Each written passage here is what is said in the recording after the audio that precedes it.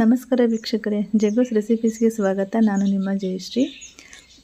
ಬನ್ನಿ, ಇವತ್ತು ಬೆಣ್ಣೆಯನ್ನು ಕರಗಿಸ್ಬಿಟ್ಟು ತುಪ್ಪ ತೆಗೆದು ಯಾವ ರೀತಿ ಅನ್ನೋದನ್ನು ತೋರಿಸ್ಕೊಡ್ತೀನಿ. ನಮ್ಮ ಮನೆಯಲ್ಲಿ ಇವತ್ತು ಸ್ವಲ್ಪ ಬೆಣ್ಣೆ ತೊಗೊಬಂದಿರು, ಅದನ್ನು ಕರಗಿಸ್ಲಿಕ್ಕೆ ಅಂತ ಇಟ್ಟಿದ್ದೀನಿ. ನಾನಿಲ್ಲಿ ತುಪ್ಪ ಮಾಡೋದಕ್ಕೆ ಸ್ವಲ್ಪ ಕರಿಬೇವು ಮತ್ತು ವೀಳ್ಯದೆಲೆ, ಜೀರಿಗೆ, ಮೆಣಸು, ಮೆಂತ್ಯ ಇಷ್ಟನ್ನು ಬಳಸಿದ್ದೀನಿ.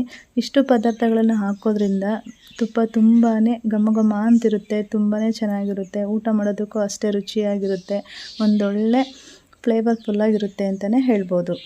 ಮೊದಲಿಗೆ ನಾನು ಇಲ್ಲಿ ಒಂದು ಕಡ್ಡಿಯಷ್ಟು 1-2 ಕಡ್ಡಿ ಕರಿಬೇವು ಹಾಕಿದ್ದೀನಿ, ಒಂದು ವೀಳ್ಯದೆಲೆ ಹಾಕ್ತಾಯಿದ್ದೀನಿ. ಈ ವೀಳ್ಯದೆಲೆ ಹಾಕೋದ್ರಿಂದ ಮಕ್ಕಳು ತುಪ್ಪ ತಿನ್ನೋದ್ರಿಂದ ಕಫ ಕಟ್ಟಲ್ಲ, ಗಂಟಲು ಕಟ್ಟೋದಿಲ್ಲ, ಯಾವುದೇ ರೀತಿ ಗಂಟಲು ಪ್ರಾಬ್ಲಮ್ ಆಗಬಾರ್ದು ಅನ್ನೋ ಉದ್ದೇಶದಿಂದ ಒಂದು ವೀಳ್ಯದೆಲೆ ಹಾಕ್ತಾಯಿದ್ದೀನಿ. ಮತ್ತು ಅದಕ್ಕೆ ಒಂದು ಅರ್ಧ ಸ್ಪೂನಷ್ಟು ಜೀರಿಗೆ, 2 ಕಾಳು ಮೆಂತ್ಯ, 2 ಕಾಳು ಮೆಣಸು ಇಷ್ಟನ್ನು ಸಹ ಬಿಸಿ ಮಾಡಿಕೊಂಡು ಕುಟ್ಟಿ ಪುಡಿ ಮಾಡಿ ಹಾಕ್ತಾಯಿದ್ದೀನಿ. ಇದನ್ನು ಹಾಕೋದ್ರಿಂದ ಬೆಣ್ಣೆ ಕರಗಿಸುವಾಗ ತುಂಬಾ ಘಮ ಘಮ ಅಂತಿರುತ್ತೆ. ಜೊತೆಗೆ ನಾನು ಸ್ವಲ್ಪ ಚಿಟಿಕೆ ಮನೆಯಲ್ಲೇ ಮಾಡಿರುವಂತಹ ಅರಿಶಿನ ಪುಡಿನೂ ಸಹ ಹಾಕಿದ್ದೀನಿ. ಹಾಕಿರೋದ್ರಿಂದ ಒಂದು ಒಳ್ಳೆ ಕಲರ್ ಬಂದಿದೆ.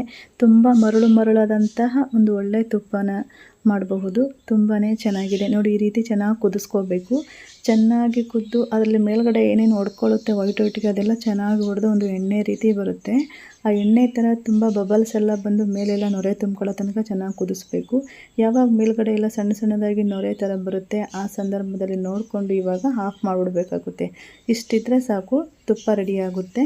ತುಂಬ ಚೆನ್ನಾಗಿ ಕಂಪ್ಲೀಟ್ ತಣ್ಣಗಾಗೋ ತನಕ ಬಿಟ್ಬಿಡಬೇಕು. ನೋಡಿ ಎಷ್ಟು ಚೆನ್ನಾಗಿ ಬಂದಿದೆ ನೋಡಿ. ಈ ರೀತಿ ಆಗಬೇಕು.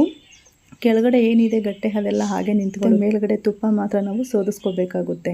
ಆ ಎಣ್ಣೆ ಥರ ಏನಿದೆ ಅದನ್ನೆಲ್ಲ ಒಂದು ಟಿಫನ್, ಒಂದು ಪಾತ್ರೆ ಅಥವಾ ಒಂದು ಬೌಲ್ ಯಾವುದು ಬೇಕು ನೀವು ಎಲ್ಲಿಗೆ ಹಾಕಿ ಇಟ್ಕೊಳ್ತೀರಾ ಆ ಒಂದು ಪಾತ್ರೆಗೆ ನಾವು ನೋಡಿ ರೀತಿ ಒಂದು ಸ್ಟ್ರೈನರ್ ಸಹಾಯದಿಂದ ಸೋದಿಸ್ಕೋಬೇಕು. ನಾವು ಈ ರೀತಿ ಸೋದಿಸ್ಕೊಂಡಾಗ ನೋಡಿ ನನಗೆ ಇಷ್ಟು ತುಪ್ಪ ಸಿಕ್ಕಿದೆ. ತುಂಬಾ ಚೆನ್ನಾಗಿತ್ತು, ಒಂದು ಒಳ್ಳೆ ಘಮ ಘಮ ಅಂತಿತ್ತು. ಅದರ ಕಲರು ಸಹ ಅಷ್ಟೇ ಚೆನ್ನಾಗಿ ಬಂದಿತ್ತು. ನೋಡಲಿಕ್ಕೂ ತುಂಬ ಚೆನ್ನಾಗಿತ್ತು, ತಿನ್ನೋದಕ್ಕೂ ಸಹ ಅಷ್ಟೇ ರುಚಿಯಾಗಿತ್ತು. ಇದನ್ನು ಒಂದು 2 ದಿನ ಬಿಟ್ಟರೆ ಅದು ತುಂಬಾ ಗಟ್ಟಿಯಾಗಿ ಮರಳಾಗಿ ಬರುತ್ತೆ ನೋಡಿ. ಹಾಗೆ ಇದನ್ನು ಒಂದು 2 ದಿನ ಬಿಟ್ಬಿಡ್ತೀನಿ.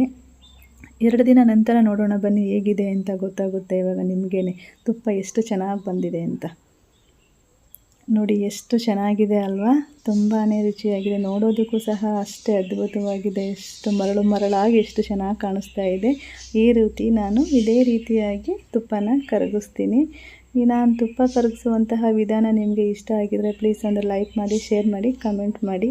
ಮತ್ತೆ ಮುಂದಿನ ವಿಡಿಯೋದಲ್ಲಿ ಸಿಗೋಣ.